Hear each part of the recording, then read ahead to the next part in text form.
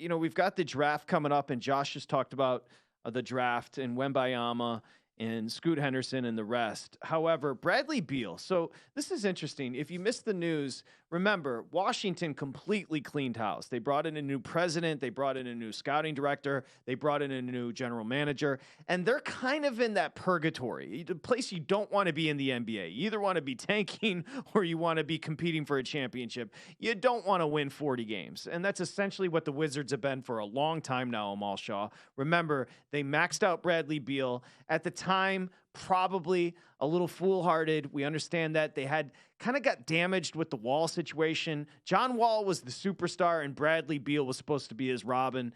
And Wall was oft injured. Had a nice little run, maybe won a round here or there with the two of them. But Bradley Beal was then anointed as the leader of the Wizards. He's not a one. He's just not that player. But he got paid like it. And remember, he's got 4 years of over $200 million left on his contract. He's 29 years old. It's a tricky player. And I'll be curious to get your thoughts on this. He's, again, going to be 30 very soon here.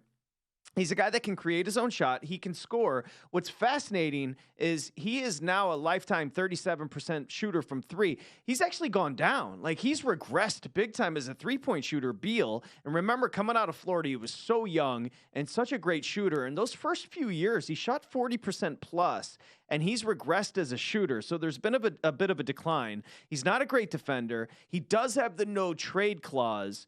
So it's a rebuild situation for the Wizards. They want to move on from a 29-year-old max player that can score. Again, if he's your second, preferably third option on a team, he's a guy that can really help you. Let me get your overview on Beal. Well, first of all, he's going to be entering his 12th year in the league. He's only 29 years old. It tells you still how young he is. He's a tremendous scorer, but I thought you brought up a great point.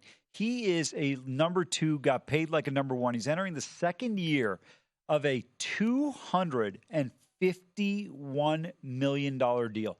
So think about that for a second. So he's in a position right now where he's going to be able to kind of dictate where he wants to go, because you referenced the no trade clause.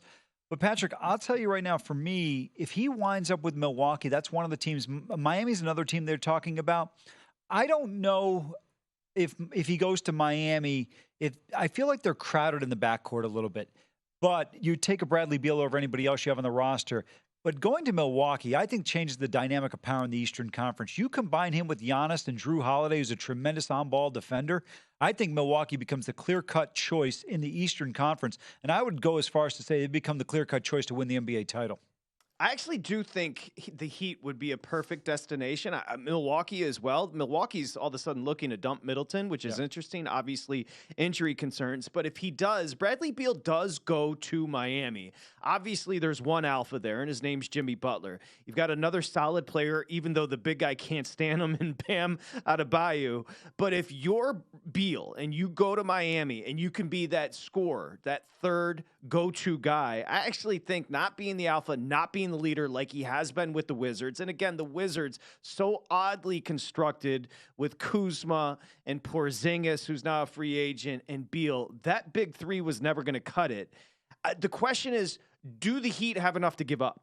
Right? So for a team, if they're desperate, you're definitely going to have to give up Tyler Hero. But if you think about Hero, Amal, and again, you could call Hero their best shooter. Yeah. But what's interesting about Hero, who's just 23, 24 years old, that offense, which was gosh awful in the regular season for the Heat, they got better when he got injured. So you don't expect that to happen. I know it sounds weird, and they could have used his sharp shooting in the postseason as it ultimately turned out. But for some reason, the flow of that Miami offense got better when Hero was out. You're going to have to give up Hero, and you're going to have to give up a bunch of first-rounders. I'm not sure Washington accepts that. I'm not sure somebody like Portland would accept that. But we know that Beal and the organization are working together to move on. I think it's a good move if you're Washington. First of all, you cut that $200 million you owe, which helps you from a salary cap standpoint going forward. The one thing I got to give Bradley Beal credit is he's played on a mediocre team to bad team for a long time, and he's been loyal to the organization. But you get those plethora of draft picks. Now, they're probably not going to be that high over the next couple of years in terms of where you're selecting, so that could be a bit of a detriment. But I think you've got to move on and get rid of this type of contract if you want to be able to get things turned around a lot quicker if you're Washington. So even if you don't get necessarily dollar for dollar, the recognized value that you should get, I think sometimes it's the better move in the long run if you're Washington. Here's one team to look out for. And Big Guy, I don't know what you think about this. They're 25-1 on the board, the Clippers. Why? Michael Meagher came from the Clippers. He's got a great relationship with that front office. And these type of moves are all about relationships, whether it's agents or former front office connections. Meagher is the president of the Wiz right now. And think about it. You understand what's happening as far as the health when it comes to Kawhi and Paul George. But it does feel like Beal would be a great compliment on a team that, if we're being honest, like, there's not a huge window here. So they have to go for it if you're the Clippers. And I'm just looking at the number. It's a long number at 25-1. The shortest to stay is the 160 with the Wizards. The Heat are 4-1. The 76ers, it looks like they're 6.5-1.